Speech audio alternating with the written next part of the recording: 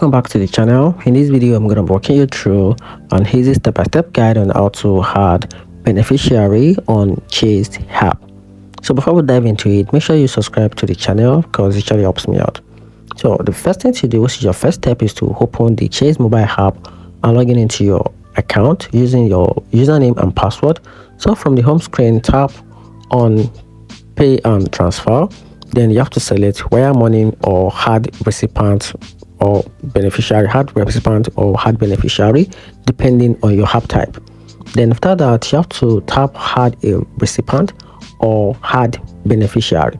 So on the step 5, you have to enter the beneficiary full name, the bank name, account number, and the routine name, which includes your SWIFT code for international transfer.